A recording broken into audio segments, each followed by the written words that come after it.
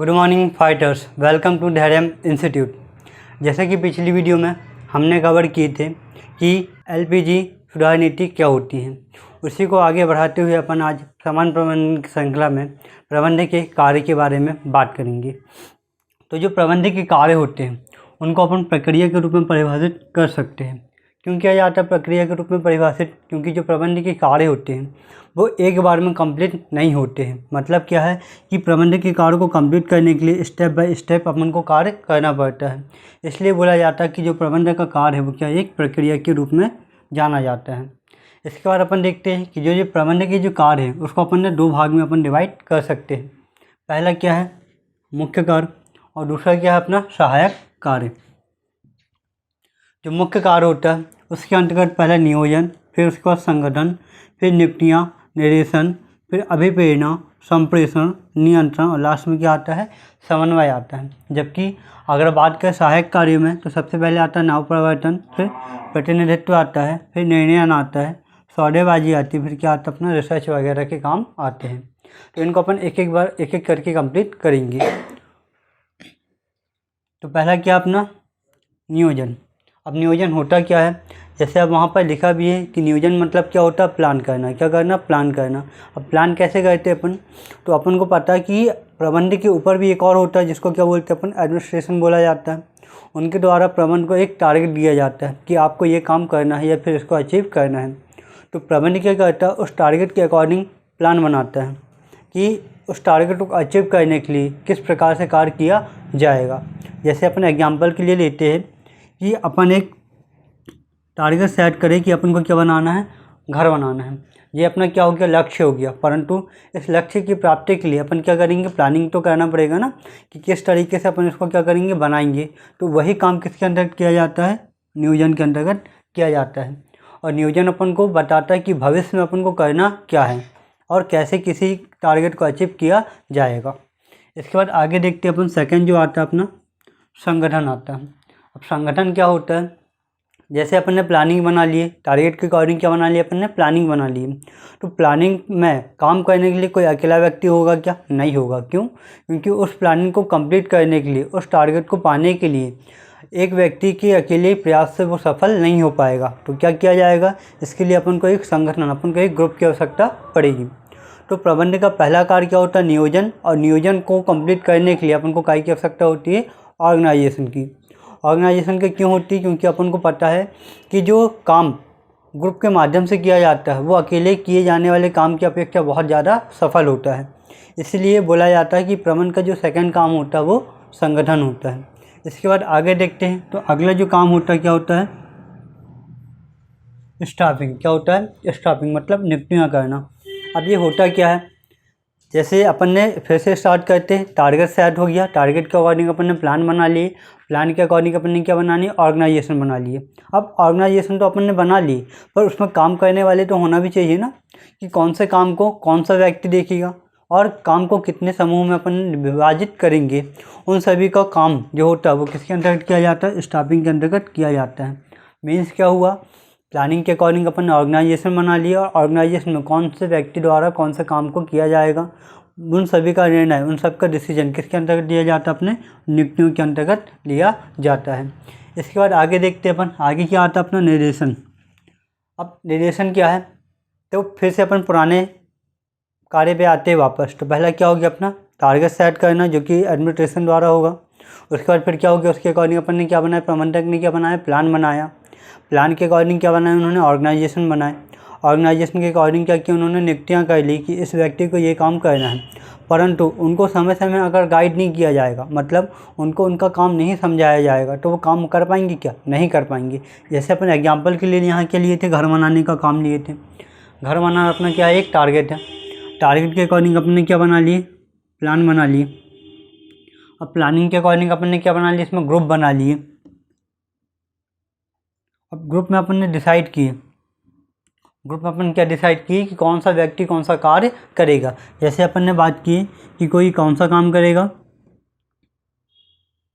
ईंट वगैरह लाने का, कोई रेत वगैरह लाने का काम करेगा, कोई मसाला बनाने वाला काम करेगा। तो इसमें क्या होगा, काम को अपन ने क्या किया, ऑर्गेनाइजेशन के तहत डिवाइड कर लिया और उनमें क्या कर लिया, आदमियों को उनको नियुक्ति कर लिए। इसके बाद अपन आगे देखते हैं क्या निर्देशन कैसे करेंगे उसको। अगर काम को डिवाइड कर लिया, काम के अकॉर्डिंग अपन उन व्यक्तियों को नियुक्त कर लिया, अब उनको डायरेक्ट भी तो करना चाहिए ना। जैसे ईंट वाला काम है, कितनी मात्रा में ईंट चाहिए वो काम कौन देखेगा, उनको कोई डायरेक्ट करेगा जब भी तो देख पाएंगे ना, नहीं तो वो अपने मन से जितनी ईंट ला सकते हैं उतना ला के दे देंगे, जितनी आवश्यकता नहीं है वो भी लाएंगे, और जितनी आवश्यकता है उतनी नहीं ला पाएंगे।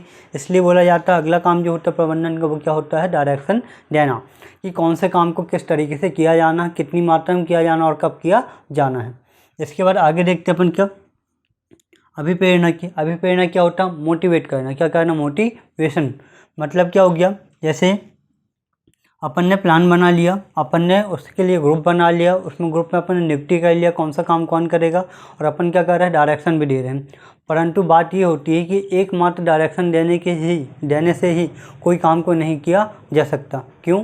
क्योंकि डायरेक्शन देना एक अलग चीज़ होता है, परंतु समय समय में आदमियों को मोटिवेट करना एक अलग चीज़ होती है। अगर कोई व्यक्ति 2 काम कंप्लीट करता है, अगर उसको अपन मोटिवेट करते हैं तो वो व्यक्ति 2 से अधिक काम कर सकेगा। इसलिए प्रबंधक का अगला जो काम होता है वो क्या होता है, मोटिवेशन का काम होता है। डायरेक्शन देने के बाद कौन सा काम आता है अपना, मोटिवेशन का काम आता है। इसके बाद आगे देखते हैं अपन, आगे आता है कि अपना संप्रेषण मतलब कम्युनिकेशन। अब कम्युनिकेशन मतलब क्या होता है, जैसे अपन ने समझे रहे कि प्रबंधक के कितने लेवल होते हैं, 3 लेवल होते हैं, एक हाई लेवल, मीडियम लेवल और एक लो लेवल। इन तीनों के बीच कम्युनिकेशन बहुत अच्छे से होना चाहिए। अगर कम्युनिकेशन नहीं होगा तो क्या होगा, जो अपन टारगेट पाना चाह रहे हैं, जो टारगेट अपना अचीवमेंट के लिए लगा हुआ है, उसको अपन कभी अचीव कर पाएंगे क्या, नहीं कर पाएंगे। क्यों? क्योंकि अपन यहाँ से प्लानिंग बना के दे रहे हैं, अपन यहाँ काम को समझा रहे हैं, हो सकता है वो काम नीचे लेवल तक नहीं जा पा रहा है, या फिर ऐसा भी हो सकता है कि नीचे लेवल का जो भी प्रॉब्लम वगैरह है वो ऊपर लेवल तक नहीं आ पा रही है। तो क्या होगा, इससे जो अपना टारगेट होगा उसके लिए जो अपन काम कर रहे हैं वो क्या होगा, बहुत ज़्यादा अलग हो जाएगा। इसलिए अगला होता है जो प्रबंधक का कार्य क्या होता है, कम्युनिकेशन। मतलब जो एक अच्छा प्रबंधक होता है वो लगातार अपने अधीनस्थों से क्या करते रहता है, कम्युनिकेट करते रहता है, जिससे उनको कई जानकारी मिलती है, कि उनको जानकारी मिलती है कि प्रबंधक से जो अपन को क्या मिल रहा है, आदेश मिल रहा है, डायरेक्शन मिल रहा है, वो उसको कर पा रहे हैं कि नहीं कर पा रहे हैं, या फिर उनको करने के लिए उनको कौन कौन सी प्रॉब्लम आ रही है। इसके बाद आगे देखते हैं, फिर आगे क्या आता है अपना कंट्रोलिंग। क्या आता है, कंट्रोलिंग। कंट्रोलिंग क्या होगा, जैसे यहाँ की बात करें अपन ने घर बनाने के लिए, स्टार्टिंग के बाद अपन ने उनको डायरेक्शन दे दिया, फिर उसके बाद क्या किया, उनको मोटिवेट किया। अब मोटिवेट बस करना ज़रूरी है क्या, नहीं, इसमें ये भी देखना पड़ता है कि काम सही तरीके से हो पा रहा है कि नहीं हो पा रहा है। अगर काम सही तरीके से नहीं होगा तो जो निर्धारित लक्ष्य है अपना, जिस टाइम के लिए अपन ने बनाए हैं, वो कंप्लीट हो पाएगा कि कभी नहीं हो पाएगा, उसमें और ज़्यादा क्या लगेगा, अपन को टाइम लगेगा। इसलिए आगे वाला जो काम होता है अपना क्या होता है, इनमें कंट्रोलिंग करना, कि नियंत्रण हमेशा बनाए रखना कि काम सही प्रॉपर हो रहा है कि नहीं हो पा रहा है। यही काम क्या होता है अपना प्रबंधक का अगला होता है। इसके बाद लास्ट जो होता है अपना क्या होता है, प्रबंधक के काम में अपना कोऑर्डिनेशन बनाना। क्या बनाना, तालमेल बनाना, समन्वय बनाना। अब जी कैसे काम करता है तो वो समझते हैं। जैसे मान लो अगर कोई व्यक्ति है जो किसी काम को करना चाहता है तो अकेले काम करेगा नहीं, काम करने के लिए क्या करेगा, उसको और भी व्यक्ति की आवश्यकता पड़ेगी। तो उसको वो कैसे करके यूज करेगा, काम को कैसे यूटिलाइज करेगा, तो उसके लिए क्या करेगा, पहले तो ग्रुप बनाया। परंतु ग्रुप बनाना ही एकमात्र काम को अचीव करना का सहारा नहीं होता, मतलब साधन नहीं होता। क्यों? क्योंकि ग्रुप में बहुत सारे ऐसे व्यक्ति होते हैं जिनके बीच आपसी क्या होती, तालमेल नहीं होता, और आपसी तालमेल या कोऑर्डिनेशन ना होने के कारण जो अपन काम करना चाहते हैं वो भी अच्छे से नहीं हो पाता है। जैसे अगर कोई ए व्यक्ति कोई काम कर रहा है, बी व्यक्ति कोई काम कर रहा है, और ए और बी दोनों को एक दूसरे से प्रॉब्लम है, तो क्या होगा, जो ए का काम है वो तो ए करेगा, बी का काम तो है बी करेगा, परंतु ऐसा काम अगर उन दोनों को करना पड़ेगा साथ में, तो वो क्या होगा, वो एक दूसरे को क्या करेंगे, अपना मतलब एक दूसरे के ऊपर ट्रांसफ़र करेंगे अपने वर्क को, कि मैं नहीं करूँगा, ए करेगा, ए नहीं करेगा, बी करेगा। तो इनके बीच क्या होना ज़रूरी है, अपना तालमेल होना बहुत ज़रूरी है, जिससे क्या होगा, दोनों साथ में मिलकर काम करेंगे, वो काम को बहुत अच्छे से प्रॉपर तरीके से कर पाएंगे। तो अपन ने सबसे पहले क्या देखिए, प्रबंधक के मुख्य कार्य करने का पहले अपन ने देखिए क्या, प्लानिंग। फिर क्या देखा अपन ने, संगठन। फिर देखा अपन ने उनमें नियुक्ति करना। नियुक्ति करने के बाद उनको क्या देना, अपन को डायरेक्शन देंगे। डायरेक्शन देने के बाद क्या करेंगे, उसको अपन मोटिवेट करेंगे। फिर क्या करेंगे, उनके बीच कम्युनिकेशन करेंगे। फिर उसके बाद क्या करेंगे, अपन उनको कंट्रोल करेंगे, और लास्ट में क्या करेंगे, अपन कोऑर्डिनेशन बनाएंगे। इतनी चीज़ क्लियर होने के बाद अपन आगे देखते हैं कि जो प्रबंधक का जो अन्य कार्य होते हैं, जिसको क्या बोलते हैं अपन, सहायक कार्य के रूप में कौन कौन से कार्य आते हैं। तो पहला क्या आता है, नव प्रवर्तन। अब नव प्रवर्तन क्या होता है, जिसको अपन क्या बोलते हैं, इनोवेशन। पुराने जो रीति रिवाज है, जो पारंपरिक अपनी क्या है कला वगैरह हैं, उनको रिप्लेस करना, उनको नए तरीके से मॉडिफाई करके प्रस्तुत करना क्या कहलाता है, अपना इनोवेशन कहलाता है। मतलब अपने प्रबंध के कार्य में लगातार अपने कार्य में क्या करना, नई नई तकनीकों का उपयोग करना, उसको अंतर्गत क्या शामिल करते हैं, इनोवेशन के अंतर्गत उसको अपन शामिल करते हैं। इनोवेशन में क्या होता है, जो काम करने में बहुत पहले बहुत ज़्यादा टाइम लग रहा था, इनोवेशन के माध्यम से क्या लगता है अपन को, बहुत कम टाइम लगता है। क्यों? क्योंकि अपन उसका एक वैकल्पिक साधन ढूंढ लेते हैं, जिससे वो काम को बहुत जल्दी अपन कंप्लीट कर सकते हैं। इसके बाद सेकंड जो होता है कि अपना प्रतिनिधित्व, मतलब लीडरशिप। जैसे अपन मान लिए यहाँ पर काम कर दे दिए थे अपन ने घर बनाने का, तो घर बनाने में काम ईंट लाने का कोई अकेला व्यक्ति करेगा क्या? नहीं। उनमें क्या होगा, उनमें भी बहुत सारे वर्कर जो होंगे इसमें शामिल होंगे, परंतु इन वर्कर को गाइड करने वाला भी वो कोई ना कोई होगा, इसलिए उसको बोला जाता है क्या, लीडरशिप। मतलब उनको समझाएगा कि काम को कैसे और किस तरीके से करना है। वो तो प्रबंधक मेन काम को समझाता है, परंतु काम को जिस तरीके से अपन डिवाइड किया जाता है, तो उस डिवाइड करे हुए काम का जो लीड करता है उसी को बोला जाता है क्या, प्रतिनिधित्व। जैसे मेन काम क्या, प्रबंधक का घर बनाना, काम को उन्होंने डिवाइड किया कि ईंट वगैरह लाने का, सीमेंट बनाने का, मसाला बनाने का, ईंट वगैरह लाने का जो काम को जो लीड करेगा उसी को क्या बोला जाता है, लीडरशिप बोला जाएगा। अगर कोई लीडरशिप मतलब अगर कोई लीडर बहुत अच्छा लीड कर पाता है अपने कामों को लेकर, तो काम क्या होगा, बहुत अच्छे प्रॉपर तरीके से अपना परफॉर्मेंस देगा। अगर नहीं कर पा रहा तो काम की परफॉर्मेंस कैसी होगी, बहुत ही कम हो जाएगी। इसके बाद आगे देखते क्या, निर्णय मतलब डिसीजन। तो प्रबंधक का एक और काम क्या होता है, डिसीजन लेना। मतलब किस काम को कैसे करेंगे, किस तरीके से होगा, और काम करने का तरीका क्या होगा, कितने समय के लिए काम किया जाएगा, ये सब कार्य प्रबंधक के कौन से अंतर्गत आते हैं, अपने सहायक कार्यों के अंतर्गत आते हैं। इसमें प्रबंधक ये देखता है कि किसी काम को कैसे किया जाना है। इसके बाद आगे देखते हैं अपन क्या, सौदेबाजी। सौदेबाजी मतलब क्या होता है, डीलिंग, बार्गेनिंग वगैरह समझ लीजिए। इसमें क्या किया जाता है प्रबंधक के द्वारा कि कौन से काम के लिए अपन को कौन सी चीज़ की आवश्यकता पड़ेगी, और उस चीज़ के लिए अपन अपने उद्योग में कितना ज़्यादा अपन उसकी पेमेंट कर सकते हैं, मतलब अपने उद्योग में लाने के लिए उसको कितनी ज़्यादा पेमेंट कर सकते हैं। ये सब बात काहे के ऊपर डिपेंड करती है, अपने प्रबंधक के ऊपर। या फिर ऐसा भी हो सकता है कि जो चीज़ अपने यहाँ पर बन चुकी है उनको अपन बाहर कैसे अपन क्या करेंगे, सेल करेंगे। ये काम देखने का भी काम कौन करता है, अपना प्रबंधक ही करता है।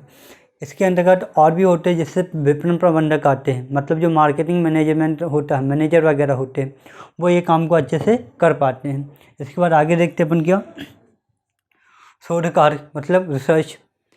प्रबंधक का एक और काम क्या होता है, रिसर्च करना। अब रिसर्च करना इनोवेशन के जैसे है क्या? हाँ, उसको अपन बोल सकते हैं कि इनोवेशन के जैसे है, परंतु इनोवेशन क्या होता है, नई नई चीज़ों को लाना इनोवेशन कहलाता है।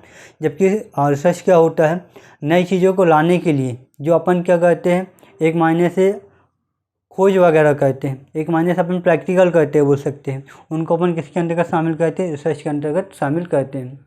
अपन के अंतर्गत इसके रिसर्च के अंतर्गत देखा जाता है कि कौन से काम को किस तरीके से करने से कितना ज़्यादा अपन को प्रॉफिट मिल रहा है, वो अपन रिसर्च के अंदर शामिल करते हैं। तो आज की वीडियो में हमने क्या कवर किया, हमने कवर किया कि समान प्रबंधक के अंतर्गत प्रबंधक के कार्य क्या होते हैं। प्रबंधक के कार्य में अपन ने कितने कार्य देखे, 2 कार्य देखे, एक मुख्य कार्य, दूसरा क्या देखा अपन ने, सहायक कार्य। मुख्य कार्य में अपन ने नियोजन देखा, फिर संगठन देखा, फिर नियुक्तियाँ देखी, निर्देशन देखा, अभिप्रेरणा देखी, संप्रेषण, नियंत्रण, फिर बाद में क्या देखा अपन ने, समन्वय। एक बार फिर से इसको देखते हैं। तो प्रबंधक क्या होता है, कौन से काम को काम करेगा, मतलब कौन से काम के लिए अपना प्लान बनाएगा, तो वो काम क्या होना चाहिए जो प्रशासन द्वारा निर्धारित किया जाएगा। मतलब टारगेट कौन देगा अपन को, प्रशासन देगा।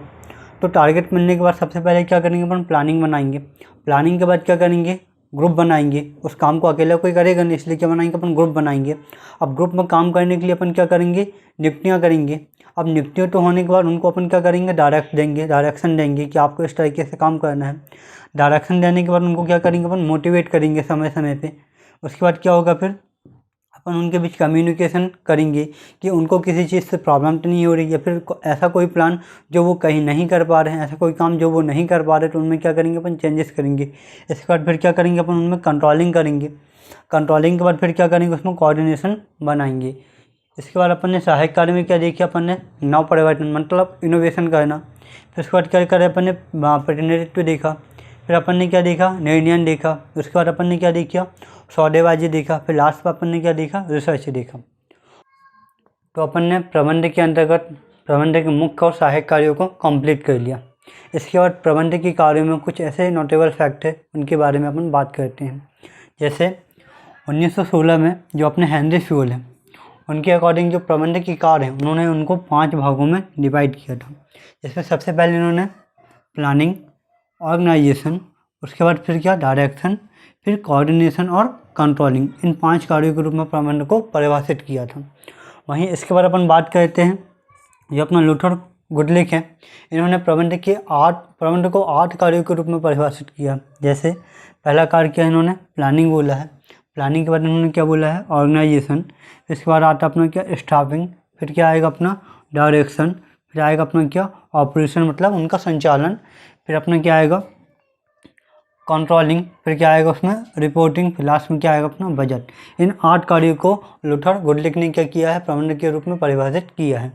वहीं आगे देखते हैं जो हैरोल्ड स्मिडी है, इन्होंने 4 कार्यों को प्रबंध का बताया है, मतलब प्रबंध के 4 कार्यों के रूप में परिभाषित किया है। जैसे पहला कार्य क्या अपना प्लानिंग, उसके बाद क्या है फिर ऑर्गेनाइजेशन, फिर उनका क्या है एकीकरण करना, फिर लास्ट में क्या उनकी माप करना।